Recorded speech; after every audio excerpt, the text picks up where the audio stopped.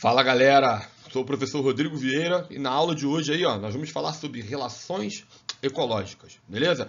Vamos comigo? Olha só, o meio ambiente, por si só, é algo extremamente dinâmico, ou seja, o ecossistema, né, ele é montado através de várias relações, ou seja, os indivíduos que estão neles ali não são indivíduos estáticos, são indivíduos que estão o tempo todo promovendo alterações, estabelecendo relações entre eles e o próprio meio e entre eles e eles mesmos. Hoje, nós vamos falar sobre os diversos tipos de relações ecológicas que existem, beleza? Antes disso, nós vamos classificar, tá, os tipos de relações que existem. Então, por exemplo, se a relação é intraespecífica, olha ali o nome, intraespecífica, é uma relação que vai acontecer entre indivíduos da mesma espécie. Então, por exemplo, uma mosca com outra mosca da mesma espécie, quando elas estabelecem uma relação, tá, entre elas, temos uma relação intraespecífica. O ser humano com ele mesmo, relações intraespecíficas, beleza? Relações interespecíficas, lembra do nome internacional, entre nações diferentes? Interespecíficas são entre espécies diferentes, beleza? Essas relações ainda podem ser harmônicas quando não há prejuízo envolvido, ou seja, quando você olhar para a relação e analisar a relação e você perceber que não houve prejuízo. Eu não estou falando pelo fato de não haver, Rodrigo, o cara não ganhou nada nessa relação, isso é um prejuízo? Não. Não ganhar dinheiro não é um prejuízo. Perder dinheiro é um prejuízo. Então, quando você percebe uma relação ecológica, tá, onde o indivíduo não ganhou nada, ele foi neutro, mas também não perdeu, não houve prejuízo, beleza? Então, as relações harmônicas, ora, os dois indivíduos vão estar ganhando, ora, um indivíduo vai estar ganhando e o outro vai ser neutro na relação. Isso é harmônico. O que não pode ser nunca numa relação harmônica? Prejuízo. Não pode ter prejuízo. Porque se houver prejuízo, a relação é desarmônica, beleza? Ainda que seja um prejuízo para os dois, mas a relação continua sendo desarmônica. Rodrigo, um ganha e o outro perde. Desarmônica, beleza? Então, intraespecífica, interespecífica, harmônica e desarmônica. Show de bola? Claro que as relações intraespecíficas, elas podem ser harmônicas ou desarmônicas, bem como as relações interespecíficas também podem ser harmônicas ou desarmônicas. Beleza? A gente vai separar isso tudo na aula de hoje. Show? Então vamos lá. Olha aqui, tem um quadrinho de resumo aqui para vocês entenderem melhor. Para quem gosta de fazer anotação no caderno, então fica aí, só pausar o vídeo e você consegue registrar isso no seu caderno. Mas eu vou falar aqui para vocês, as harmônicas intra e interespecíficas, que a gente vai discutir hoje aqui. Então, olha lá, harmônica intraespecífica, colônia e sociedade. E interespecíficas, mutualismo, protocooperação, comensalismo, tá? Aí aqui, intraespecífica desarmônica. Olha lá, competição intraespecífica. Beleza? É uma relação desarmônica. Canibalismo é intraespecífica. Por quê, Rodrigo? Acontece entre indivíduos da mesma espécie, mas é desarmônico. E interespecífica desarmônica, olha lá, competição entre espécies diferentes, predatismo, parasitismo, amensalismo. Beleza? Então, vamos comigo. A primeira relação aí, intraespecífica e harmônica, é a colônia. Olha que legal. A colônia, ela é intraespecífica, então os indivíduos são da mesma espécie. No entanto, eles podem apresentar uma diferença física, uma diferença morfológica entre esses indivíduos, de modo que eles ficam anatomicamente, fisicamente unidos, para um beneficiar o outro. Ou seja, ocorre um benefício duplo aí. Todos os indivíduos acabam ganhando nessa relação. Exemplo, corais e a caravela. Olha só que legal. Tanto o coral quanto a caravela são indivíduos, tá, que estão fisicamente juntos, promovendo uma relação ecológica positiva. Nós vamos ver isso no próximo slide aqui, beleza? Na sociedade, a gente vai falar também na frente, os indivíduos são da mesma espécie, no entanto, eles não estão fisicamente juntos. Eles podem trabalhar juntos, mas não anatomicamente colados. Por exemplo, você pegar formiga num formigueiro. Tá? As formigas da mesma espécie, cada uma divide um trabalho, cada uma tem uma função, cada uma tem o seu papel definido naquela comunidade ali, naquela população delas, na realidade. E aí o que vai acontecer? Elas trabalham juntas e todo mundo ganha. Logo, ela é uma sociedade. Ô, Rodrigo, por que não é colônia? Porque elas não trabalham coladas uma na outra, diferente da colônia que nós vamos falar aqui agora. Beleza? Então, olha lá. Olha aqui. Você já deve ter visto esse animal, né, esse ser vivo aqui, esse conjunto de seres, em algum livro, em algum documentário e tal. Isso aqui é um quinidário, tá bom? É um indivíduo aí do grupo das águas vivas e tal, e também dos corais, da anêmona do mar. Essa galera aí tá aí, né, no mesmo grupo.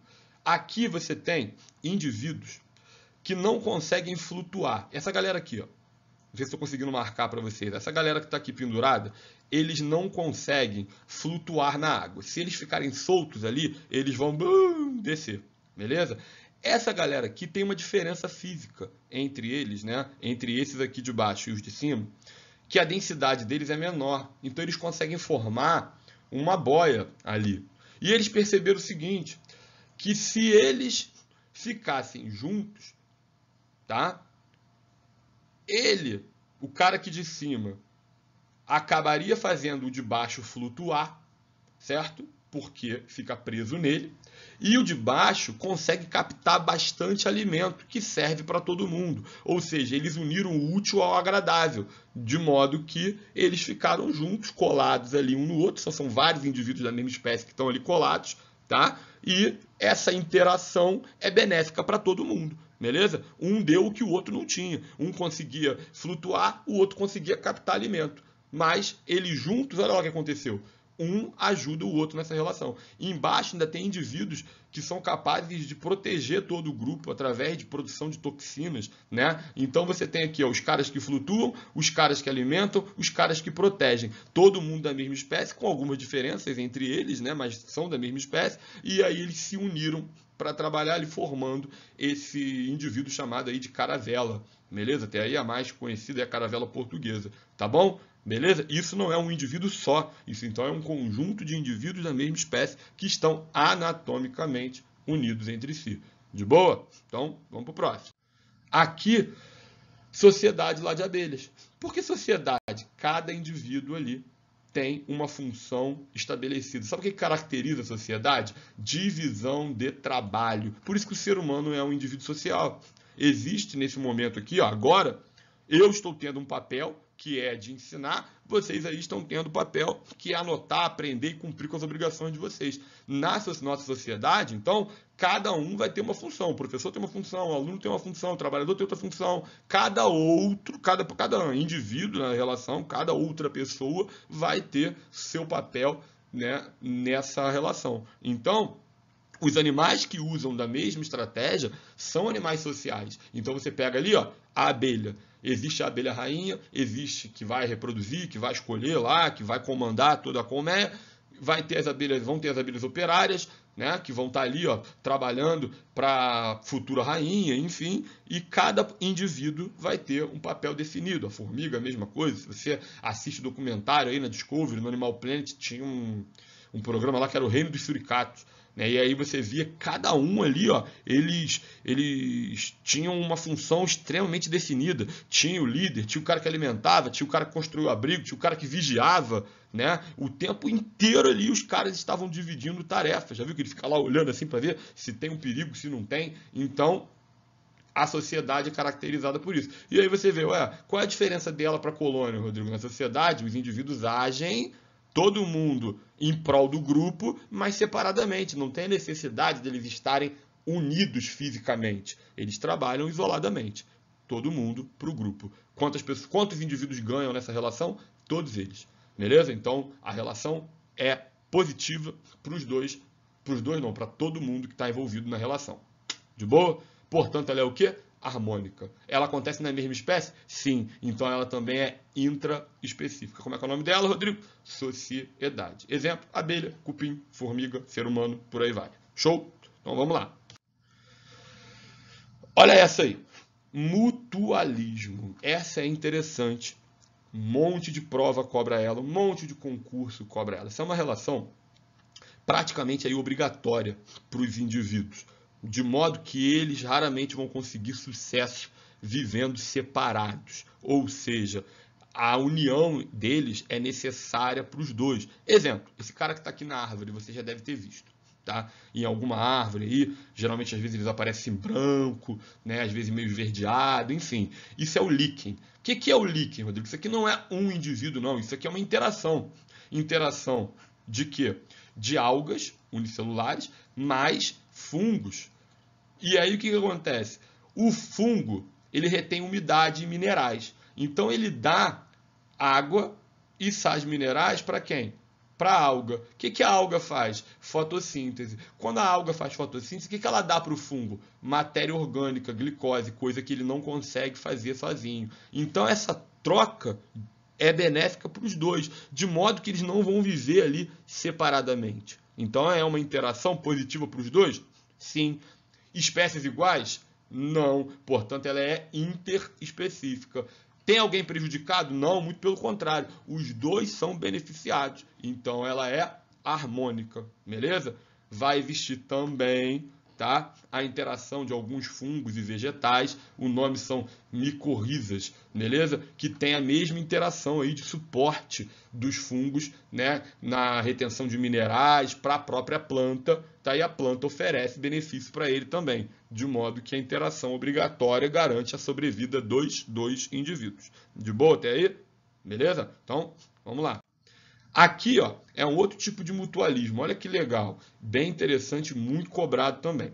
Bom, primeiro, a celulose, a gente já falou isso em algum momento, tá? A celulose, ela é o principal alimento aí dos bois, dos ruminantes, por exemplo, tá? Então, essa galerinha aí, eles se alimentam da celulose que está lá no capim. Só que nenhum animal consegue digerir a celulose. Ué, Rodrigo, então como é que eles comem e conseguem ter energia a partir do capim? Muito simples. No aparelho digestivo deles existem micro-organismos que esses micro-organismos, sim, conseguem produzir enzimas que vão digerir a celulose lá para o boi. Ué, Rodrigo, e aí o que ele ganha com isso? Bom, é a única maneira daqueles organismos conseguirem a celulose mastigadinha. Ou seja, o boi mastiga, processa aquela celulose, umedece ela, dá ela mastigada literalmente para os micro-organismos, e aí eles digerem essa celulose, se nutrem a partir da celulose, e o que sobra vai para o próprio boi. Ou seja, é uma relação de que a bactéria e os micro-organismos que estão lá no intestino do boi, no estômago do boi, né, no aparelho digestório dele, dependem daquela celulose mastigada. E o boi, por sua vez, não iria conseguir digerir sem os micro-organismos. União do útil ao agradável. Ou seja, quantos saem ganhando na relação? Os dois. E é obrigatório. Por quê? Porque a bactéria e os micro-organismos não conseguiriam essa celulose de outra maneira e o boi, por sua vez, não iria conseguir digerir também. Beleza? E aproveitar a energia aí do capim. Aqui eu estou mostrando, né, o cupim. O cupim, Rodrigo, o cupim come madeira. É. Por que ele consegue comer a madeira? Da mesma maneira que tem micro-organismos no sistema digestório dos ruminantes, também tem micro-organismos no sistema digestório dos cupins, que estão ali esperando aquela madeira comida para quê? Para aproveitar a celulose e acabar beneficiando o próprio cupim. Beleza? Então os dois indivíduos ali, ó, saem ganhando na relação e essa interação é obrigatória ali para eles. Show de bola? Então, beleza. Por isso que eu coloquei aqui, ó, necessária a sobrevivência dos participantes. Beleza? Isso mostra um caráter meio que obrigatório, né, dessa relação, tá bom? Agora, olha só. Aqui eu vou estar mostrando algo muito parecido, tá? Exemplo, olha isso aqui, tá? Esse réptil aqui e um pássaro maluco lá na boca do indivíduo. Você assim, caraca, Rodrigo, que pássaro é esse? Tá ali, o pássaro palito, né? E os jacarés. Pô, a arma mais mortal do jacaré é aquela boca poderosa dele ali. Se ele fechar aquilo ali, aquele passarinho não vai sobrar nem a pena, certo? No entanto, se os dentes do próprio crocodilo, do jacaré, apodrecerem, ele acaba ganhando um certo prejuízo. Ninguém quer ter a principal arma quebrada. Então, o que acontece? Ele abre a boca por outros motivos e o pássaro vai lá neste momento em que ele está lá de boca aberta, pousa em determinada região específica da boca do indivíduo, é ali na borda, tá? E ele começa a pegar o resto de comida que está ali no dente daquele cara. Você fala assim, ué, o que ele ganhou com isso? O crocodilo, o jacaré, ganhou um serviço dentário gratuito, né? Acabou limpando ali os dentes dele. E o pássaro ganhou comida, beleza? Ou seja, é uma relação boa para os dois. Mas diferente do mutualismo que a gente acabou de ver agora, tá? A existência dessa relação não é obrigatória. Ou seja, o crocodilo conseguiria viver sem o pássaro e o pássaro também. Se o crocodilo não abrir a boca, ele vai morrer de fome? Não, ele come outra coisa. No entanto, quando esta relação acontece, ela é positiva para os dois, ou seja, os dois ganham mais tendo a relação do que se não tiverem, beleza? Então tá aqui, ó, outra, os pássaros comendo os carrapatos que estão nos gados aqui. Poxa, o carrapato está lhe sugando o sangue do gado, né? Então, pô, o fato da ave ir lá comer acaba ajudando o próprio boi a perder esses parasitas, né? A perder esses parasitas que estão ali. E a ave acaba ganhando nutriente com isso. É obrigatório? Claro que não, mas é bem melhor quando elas existem. Beleza? Até aí? Show de bola? Tem aqui, ó, do paguro e da anêmona do mar. Dá uma pesquisada você aí agora, depois, quando acabar a aula, para você lembrar como que funciona essa relação. Essa relação é show de bola. Eu tenho ela aqui na minha casa, que eu tenho aquários marinhos, né? E aí eu tenho essa relação bem legal aqui no aquário, onde eu mostro aí para vocês. Show de bola? Então, tá lá. Olha como que a protocooperação, que é essa relação que a gente acabou de estudar, alguns indivíduos chamam ela de mutualismo não obrigatório. É porque é basicamente a mesma coisa que acontece no mutualismo, só que não tem aquele caráter de obrigação. Para você não ter que decorar todos os indivíduos que fazem mutualismo, que fazem protocooperação, ou que fazem mutualismo, enfim, né? Algumas questões, elas cobram isso de maneira indireta. Tipo aí, ó, olha esse gráfico que está mostrando. Esse gráfico está mostrando o seguinte: o crescimento da população A e o crescimento da população B, quando eles estão vivendo separados, ou seja, sem relação nenhuma entre eles. E depois, ó, quando eles estão juntos, olha como é que eles crescem bem melhor do que quando eles estão separados. O que mostrou esse gráfico aí? Esse gráfico mostrou que a união é benéfica para os dois indivíduos. E também mostrou que era possível eles viverem separadamente. Tanto é que está mostrando aqui no primeiro gráfico. Ou seja, se era possível eles viverem isoladamente, não é mutualismo. Beleza? Porque no mutualismo eles eram obrigatórios ali estarem vivendo na relação. Tá? E o gráfico 2 mostrou o quê? Que quando a união acontece, ela é boa para todo mundo, né? Ela melhora a vida tanto do A quanto do B. Exemplo aí que a gente acabou de falar, o pássaro palito e o jacaré, né? Então, tá ali, a relação acontecendo, tá lá. Mostrou um gráfico desse, você já sabe que é protocooperação, beleza? Então, olha essa daí, ó, comensalismo. Vamos falar um pouquinho do comensalismo. Então, olha a definição. Associação entre espécies diferentes, portanto, se é espécie diferente, a relação é interespecífica, na qual uma espécie é beneficiada, mas não causa prejuízo na outra, mas também não causa benefício. Ou seja, existe o benefício de uma espécie e a neutralidade para outra espécie. Beleza? A outra não ganha, não perde. Mas teve prejuízo? Não. Então a relação é o quê? Harmônica. E aí, a gente vai dividir aí o comensalismo, tá? Em basicamente duas partes, tá? O comensalismo típico, clássico, que é aquela relação em que uma espécie está ali se alimentando dos restos da outra espécie, né? Então, os restos alimentares de uma espécie acabam servindo de alimento para outra, de modo que ele não prejudica aquela outra espécie, ou seja, não faz faltar comida para ela, entende? Porque ela já abandonou aquele resto alimentar ali. Mas esse abandono foi suficiente para gerar a alimentação lá da outra espécie. Exemplo, tá aqui os abutres, né, fazendo isso. O que eles vão fazer? O leão, a hiena, vai lá, devora uma determinada presa, né, e o que sobra, os abutres vão lá e terminam ali. Isso é legal até para o próprio meio ambiente, que acaba limpando meio que aquele ecossistema ali. Beleza? Então acaba funcionando como meio que uma faxina ali, né? E essa relação ali é legal, porque o fato do leão, né, ter se alimentado e deixado um resto, foi isso que gerou o alimento do abutre, né? O abutre ganhou e para o leão tanto faz como tanto fez. É totalmente indiferente para ele essa relação. Então é o comensalismo. Esse peixinho aqui também, a rêmora, tá vendo? Ela fica aqui, ó, perto do tubarão o tempo inteiro. E tudo que é resto de alimento que o tubarão devora, ela acaba comendo. Ela não prejudica, mas também não ajuda o tubarão. Beleza? Então isso aqui é o comensalismo clássico, comensalismo típico. Show? No entanto, isso também pode acontecer com vegetais, tá? Alguns vegetais, por exemplo, as bromélias. Olha aqui, ó. Aqui eu tenho uma árvore principal, tá? Que é a hospedeira aqui. E a bromélia está aqui em cima. Ó. Isso aqui é uma outra planta, tá vendo? Uma outra planta que está no tronco dessa principal aqui. Ela não está roubando nutrientes dela. Ela não está prejudicando ela em nada. Ela só está ali por uma questão estratégica para conseguir captar luz, enfim, melhor do que se ela estivesse lá no chão, né? Onde a luz às vezes não vai bater. Então, o que acontece? Ela está morando em outro vegetal sem causar prejuízo, mas também sem causar benefício.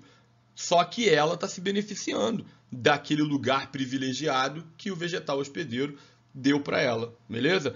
Esse tipo de comensalismo aí, quando acontece por questão de localização, né, de local para viver, tá? É chamado de inquilinismo, beleza? Aqui no comensalismo típico, geralmente o objetivo é alimentar, por isso eu chamei ele de típico. E no inquilinismo, tá? O foco é um lugar para viver, beleza? Quando esse inquilinismo acontece com plantas, ele ainda tem um nome mais específico ainda, que é chamado de epifitismo. Então a gente pode falar que a bromélia é uma planta epífita. Por quê? Porque ela vive hospedada em outra planta sem causar a ela benefício nem prejuízo. Beleza? Até aí? Mas a própria bromélia ganha nessa relação aí. Show de bola? Tranquilo? Então, tá ali, ó. Comensalismo. O típico e o inquilinismo, que é quando a busca é por lugar. De boa até aí? Tranquilo? Então, vamos lá. Aqui, nós vamos falar agora da competição intraespecífica. Ou seja, é uma competição que acontece entre espécies iguais. Bom, vamos lá. O que gera uma competição? Uma competição é gerada por objetivo em comum, ou seja, uma partida de futebol, todo mundo quer fazer gol. Então existe uma competição entre os dois times por um objetivo só, que é o domínio da bola e fazer o gol, beleza? Então, qualquer dupla aí, qualquer indivíduo que tiver objetivo em comum, vai automaticamente estar competindo direto ou indiretamente com outro indivíduo. Quando isso acontece com a mesma espécie, nós temos uma competição intraespecífica. O legal de você entender é o seguinte, na cabeça de vocês, tá? Quando a gente fala assim, competição, automaticamente vem na nossa cabeça o seguinte, um ganha, um perde. Realmente, um ganha, um perde. No entanto, ecologicamente falando, os dois perdem. Ué, Rodrigo, como assim os dois perdem? Veja bem, um pode sair mais favorecido do que o outro, mas o que não quer dizer que ele não teve prejuízos por competir. Se a competição simplesmente não existisse, seria melhor para os dois, entende?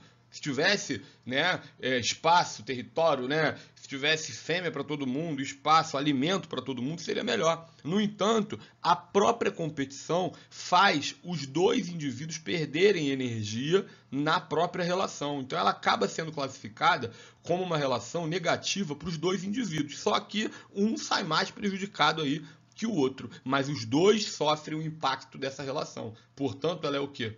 desarmônica. Beleza? Desarmônica, tá? Existe a competição interespecífica? Existe, a gente vai ver daqui a pouquinho, tá? Mas a intraespecífica, show de bola, tá ali,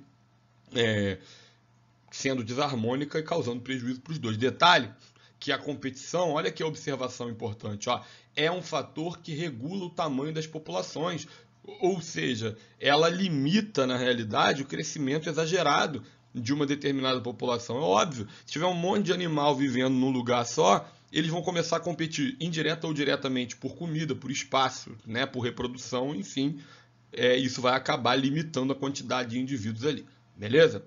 Olha essa aqui de baixo, canibalismo, relação na qual um organismo se alimenta de outro da mesma espécie, ou seja, mesma espécie predando a espécie. Tá? Exemplo, nós temos aí o louva-a-Deus, a aranha viúva negra, que acaba devorando indivíduos da mesma espécie. Algumas cobras também desempenham essa relação. Talvez, é óbvio que nessa relação, um ganha e um perde. Fato, você está vendo, quem comeu acabou ficando favorecido, quem foi comido perdeu. Né? E você fala, pô, Rodrigo, qual é a vantagem que isso tem para a espécie? Né? Não era, pô, a própria espécie destruindo ela mesma?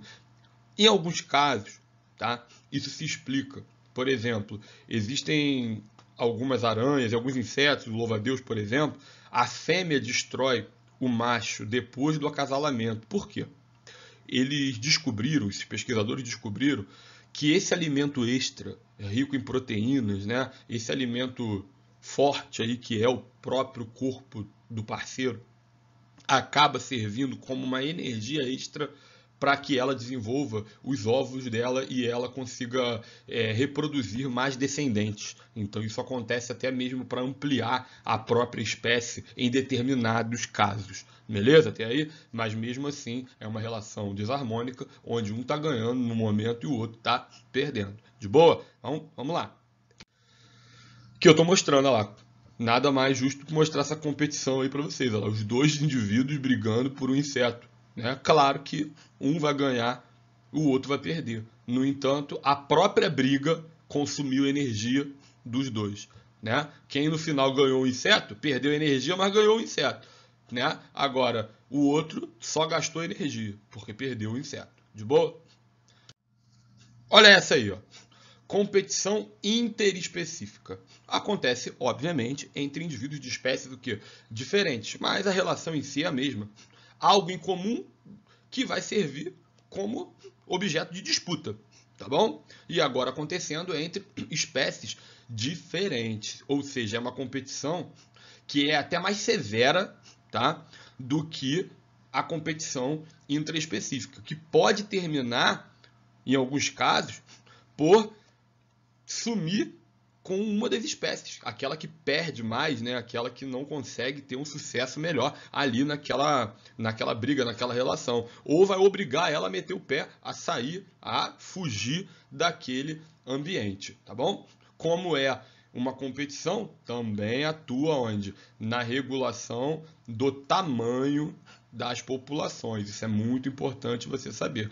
Lembra na primeira aulinha de ecologia lá que tinha aquela definição assim, ó, nicho ecológico? Aí o pessoal falou, o que é nicho ecológico, Rodrigo? Nicho é a função que o indivíduo tem lá no ambiente, é o modo de vida, os hábitos que ele tem no meio ambiente. Vê comigo, nichos iguais ou nichos parecidos vão gerar mesmos objetivos, o que vai gerar, na maioria das vezes, competições. Então, por exemplo, vamos dizer aqui, ó, dois insetos diferentes que comem a mesma planta. Ou seja, ele tem o nicho ecológico dele é comer alface, um exemplo. Tá? Óbvio que se o nicho ecológico deles é comer alface, vai haver disputa pelo alface.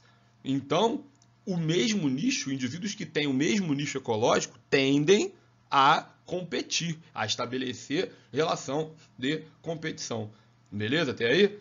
Show de bola? Então, quando a gente coloca o terceiro tópico aqui, ó, espécies exóticas, tá? Introdução de espécies exóticas em ambientes, eles acabam desequilibrando tudo. Por quê? Porque ela vai ter um modo de alimentação, ela vai ter um nicho ecológico. E aí, quando você coloca um indivíduo novo lá naquele lugar onde ele não existia, tá? Que a gente vai falar disso mais tarde, Mas quando você coloca num ecossistema, tá, um indivíduo que não era dali, ele vai começar a se alimentar. E o fato dele se alimentar, o fato dele crescer ali naquele lugar, vai fazer competições aparecerem ali. E isso vai modificar a dinâmica das populações que está naquele ambiente ali.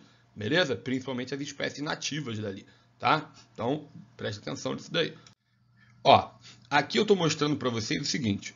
Um gráfico falando sobre essa competição interespecífica, tá? Olha só, o cara colocou aqui dois protozoários, dois organismos unicelulares, o Paramecium aurelia, Paramecium caudatum, tá bom? Tá aqui, ó. O azul é o aurelia, o gráfico vermelho, a linha vermelha aí é o caudatum. São dois organismos de espécies diferentes. Quando eles crescem separadamente, que é o que está mostrando aqui, ó, crescimento separado em ambientes diferentes, olha como é que as populações deles crescem, tá vendo? O caudatum cresce menos um pouquinho, tá? O aurelia cresce mais, tá ali. Mas crescem bem, os dois. No entanto, quando a gente colocou os dois para crescerem juntos, ou seja, no mesmo ambiente, olha o que aconteceu. O vermelho despencou, olha lá, ele não conseguiu crescer. E esse cara aqui de cima, o aurelia, ele está intacto? Ele está exatamente igual ao que ele estava aqui em cima? Não. Ele até cresceu, mas ele demorou mais tempo, né, para conseguir atingir um valor de população grande. Isso significa que ele também teve impacto nele, né? Ou seja, ele sofreu algum tipo de prejuízo e o outro se prejudicou muito mais, a ponto de acabar chegando a quase zero lá embaixo, e muitas das vezes ele vai zerar, tá? Ele vai tender à extinção ali. O nome dessa análise aqui, tá, é um princípio da exclusão competitiva, ou princípio de Gauss, quando você coloca duas espécies, tá, que competem pelos mesmos recursos, uma tende a acabar excluindo a outra por conta de quê? Por conta da competição interespecífica, beleza? Você vê que um teve mais vantagem do que o outro, mas ele também teve prejuízo. Olha o gráfico do azul aqui, ó, como ele cresce rápido, e olha o gráfico do azul aqui, como ele é mais achatado, tá vendo? Isso significa que ele teve um prejuízo por competir. Acabou saindo melhor? Sim, mas teve um prejuízo lá, tá bom? Então, vamos partir para o próximo. Aqui é mole de entender, ó. A relação que é base da cadeia alimentar, a base das teias alimentares é o predatismo. Caça, captura, morte com fins de quê? De alimentação de espécies diferentes. Então você vai ter lá o leopardo, você vai ter aqui, ó, insetos que vão comer outros, enfim, tá aí. Se é espécie diferente, tá? É predatismo. Se fosse a mesma espécie, seria o quê? Seria canibalismo, beleza? Então é uma relação interespecífica, porque a espécie é o que? Diferente, e é desarmônica, porque um sai ganhando e o outro sai perdendo, beleza? Então, aqui eu estou mostrando um gráfico mais ou menos dessa relação, tá vendo? Aqui a lebre e o lince, cobras e ratos. Isso aqui é mais ou menos um padrão de gráficos que vai nortear o predatismo. Quando tu olhar esse gráfico, mais ou menos nesse estilo, a população de um cresce, a população do outro diminui, do outro cresce, a outra diminui. Isso tende a se repetir ao longo do meio ambiente, indicando que essa relação está equilibrada, tá? Mesmo ela sendo desarmônica, ela tem um certo equilíbrio, que ela se repete ao longo do tempo. Isso aí é clássico de gráfico de quê? De predatismo, beleza? Então vocês já viram 3 tipos de gráfico, né? A competição, que um cresce e o outro diminui, quando coloca junto. Né? A protocooperação, que quando eles estão juntos os dois crescem mais, e esse aí do predatismo, que tem essa oscilação constante aí, tá bom? Então, vamos para o próximo. Bom, aqui nós temos o parasitismo. Veja bem, o que é parasita? Parasita é um cara, um indivíduo, tá? Que tem uma deficiência, geralmente de origem alimentar, e ele depende de viver às custas de outro, só que causando prejuízo a esse outro. Beleza? Veja bem, o parasita, ele nunca tem a intenção, né, de matar o hospedeiro, porque senão ele acaba morrendo, né? Então ele usa muitas das vezes como moradia, tá? E às vezes só como exploração mesmo de nutrientes para ele conseguir adquirir aquilo que falta a ele, né? Então, as espécies que são parasitas, elas acabam dependendo de outras espécies para que ela consiga viver, causando prejuízo a essa outra espécie. Exemplo, né? Vou pegar aí os vermes no intestino de alguém. O verme está se nutrindo a partir dos nutrientes que você ingere. Está causando prejuízo a você? Tá. Ele está pegando parte dos seus nutrientes. Só que o que vai acontecer se ele te matasse? Como o predatismo, por exemplo. O predatismo tem a intenção de matar. Tá? Agora, no parasitismo, se você morresse, o que ia acontecer com aqueles vermes ali? Eles iam morrer ou teriam que buscar desesperadamente um outro hospedeiro. Então, o parasita é um cara que vai viver às custas de outro. E a gente vai classificar o parasitismo em alguns tópicos aí, né? Em alguns tipos. Então, ó, o endoparasitismo, tá? Endo é dentro. Então, é um parasita que vive no interior do corpo do hospedeiro. Veja bem, é um parasita, o próprio verme, tá? O verme que vive no intestino das pessoas, tá aí, ó, é um endoparasita, tá dentro da pessoa. O ectoparasita, ou ectoparasitismo, aí, né, o tipo, é um parasita que está por fora. Então, por exemplo, carrapato, pulga, piolho, tudo isso fica onde? Fora do indivíduo, né? Fora do hospedeiro, e o cara vai lá, ó, se alimentou, sai de lá, tá bom? E agora nós vamos classificar aqui, ó, na parte vegetal, porque tem vegetal também que é parasita. Ô, Rodrigo, você não falou lá que aquela relação, o inquilinismo das plantas epífitas, que fica uma em cima da outra? Nem toda planta que está sobre outra planta, ou vivendo ali em relação direta com elas, faz uma relação harmônica, não. Nem todas são harmônicas. Aquele caso da bromélia lá é harmônica. Agora, existem plantas que vivem aderidas às outras plantas, causando prejuízo a elas, ou seja, roubando nutrientes dessas plantas. E aí a gente vai classificar essas plantas como plantas parasitas, beleza? Como plantas parasitas. Esse parasitismo vegetal, ele acontece de duas maneiras. Veja bem, existem plantas que vão pegar da outra planta, pegar da planta hospedeira, tá? A seiva bruta e a seiva elaborada. Ou seja, vai pegar água e sais minerais, que são a seiva bruta, e vai pegar água, sais minerais e glicose, que é a seiva elaborada. Vai pegar tudo que aquela planta tanto pegou do solo quanto aquilo que ela produziu na fotossíntese.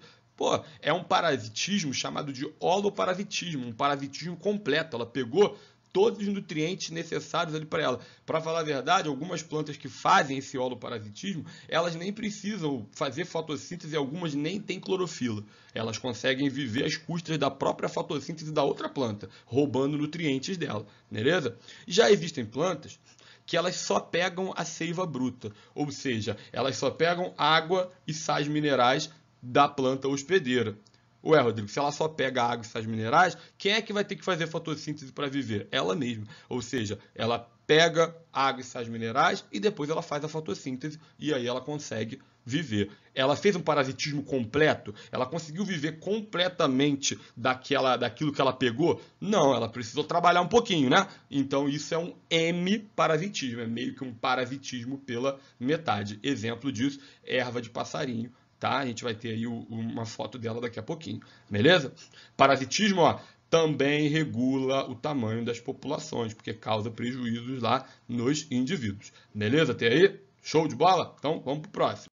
Aqui eu estou mostrando, ó, o parasitismo lá, o carrapato, né? Um ectoparasita. Aqui, ó, a tênia, que já é um verme, um plateuminto, um endoparasita. Olha lá, ó, a erva de passarinho, que é aquela planta parasita que a gente falou, e o cipó-chumbo, que é também uma planta parasita ali, tá bom? Então, olha aqui, ó, o pernilongo é um ectoparasita, porque está lá pegando teu sangue e depois, ó, vai embora. Beleza? Até aí? Então, olha a última relação que a gente vai ver aí, ó, amensalismo. Alguns livros chamam de antibiose. Eu até gosto do nome antibiose, porque lembra antibiótico. E é exatamente isso que essa relação faz. Algumas algas, por exemplo, é um exemplo dessa relação, tá? Algumas algas que ficam aí nos ecossistemas marinhos, tá? Elas, quando crescem em determinada quantidade, elas acabam liberando toxinas na água e essas toxinas acabam por matar vários animais de outras espécies que estão naquele mesmo ambiente ali. Aí você fala assim, caramba, Rodrigo, e aí a alga matou o indivíduo que está lá no mar e ela se alimenta daquilo? Não, ela não ganha absolutamente nada com essa relação. Mas é uma relação. Por que é uma relação?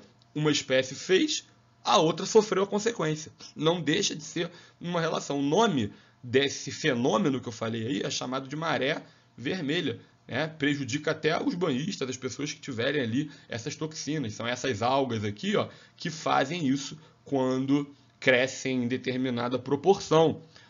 Ou seja, é uma relação que a própria alga faz por consequência do crescimento dela e ela não ganha nada. Ou seja, para ela a relação é neutra. E para a espécie que morreu, negativa. Ou seja, um perde e o outro não ganha nada. É uma relação, obviamente, o quê? Desarmônica. Beleza? Então, ó, aqui tem um quadrinho para você que gosta de anotar as coisas, resumindo o que um ganha, quando outro perde, quando é neutro, né? Então, por exemplo, aqui, ó, no inquilinismo, olha lá, uma espécie é beneficiada e a outra não ganha nem perde. No comensalismo, uma espécie é beneficiada e a outra não ganha nem perde. No mutualismo, que a gente viu, ó, os dois ganham. Na protocooperação, os dois ganham. Tá vendo? Beleza? Aqui aquele mutualismo obrigatório e aqui aquele facultativo, que pode ou não acontecer a relação, tá? No amensalismo a gente acabou de falar, para uma espécie é neutra, para outra é negativo. Por aí vai, serve para você fazer suas anotações, tá bom? Agora, ó, a gente vai falar aqui de formas especiais de adaptação dos indivíduos no meio. Rapidinho acaba agora, tá? A gente vai falar sobre duas formas, que é a camuflagem e o mimetismo. Vamos diferenciar esses dois? Isso aí foram estratégias que os indivíduos tiveram ao longo dos processos evolutivos para conseguir sobreviver lá no meio, né? Sabe que o ambiente é extremamente excludente, o ambiente é extremamente cruel. E aí, ó, só os mais aptos conseguem sobreviver. Olha só o que é camuflagem, tá? Na camuflagem, o indivíduo vai se adaptar fazendo se confundir com elementos do próprio ambiente, tanto no que diz respeito à cor, quanto no que diz respeito à forma, né? Por exemplo, olha aqui, ó. Olha isso. O cara tá ali, uma ave, bem ali, ó, na árvore, bem parecida com ela na realidade, ou seja, ela se camufla ali. Isso dá para ela N vantagens, tanto para fugir dos predadores, para conseguir alimento, tá? E o mimetismo, que é a mesma coisa que mímica. Uma espécie acaba se beneficiando da outra quando ela se parece com ela. E a seleção natural foi que foi selecionando esses indivíduos ali. Tá bom? Isso aqui são insetos diferentes, mas que se parecem e acabam obtendo vantagem um deles por se parecer com um que é perigoso. Por exemplo, a gente vai falar um pouquinho aqui na frente, tá? Então, vamos embora. Olha ali, ó. Exemplo de camuflagem. Quando o indivíduo se parece, né, através da cor, tipo o urso polar e a neve, é uma camuflagem homocrômica ou camuflagem por homocromia, beleza? Rodrigo, qual é a vantagem que o urso polar tem ali na neve? Simples. Ninguém vê ele, ele consegue alimento muito mais fácil. Imagina se ele fosse preto e estivesse na neve. Quem ia ser o imbecil que ia morrer para um urso? Ia ser muito difícil, né? Só o indivíduo cego que não ia conseguir perceber ele preto na neve. O branco ganhou determinada vantagem. E quando o indivíduo aqui embaixo, ó, se parece com a forma do lugar lá onde ele está, com a forma de alguns elementos do meio ambiente, tá aqui o bicho-pau, olha lá, ó, ele parece com o formato, e aí a camuflagem é tipo homotípica, ou camuflagem por homotipia, beleza? Show de bola? Já o mimetismo é muito legal, porque o mimetismo ele é altamente específico, Olha só, por exemplo, tá? Esse inseto aqui, e olha o que tem na asa dele. Tem aqui tipo o olho de uma ave, de um pássaro que vive no mesmo ambiente que ele. Bom, a asa dele imita esse olho dessa ave. O que ele ganha com isso? Muito simples. Ele ganha a sensação de estar observando tudo que está ao redor dele. O olho dele fica aqui na frente. Mas, Por exemplo, um predador dele que está passando aqui por cima acha que ele está olhando para ele, ou pode até confundir ele com essa ave. E ó, mete o pé dali e ele fica em paz. Beleza? O que ele está ganhando com isso? Ele está ganhando defesa. Beleza? Ele está ganhando defesa. Quando um indivíduo, olha que legal do mimetismo defensivo, quando um indivíduo, tá, que é inofensivo, acaba imitando características de um indivíduo mais perigoso. E aí, olha o que ele está fazendo. Ele está ganhando vantagem por se passar por alguém perigoso, mesmo ele não sendo perigoso assim. Tranquilo? Você fala assim, caramba, perfeito, né? Porque olha só isso aqui de baixo. Se você não lê o que está ali do lado, não lê.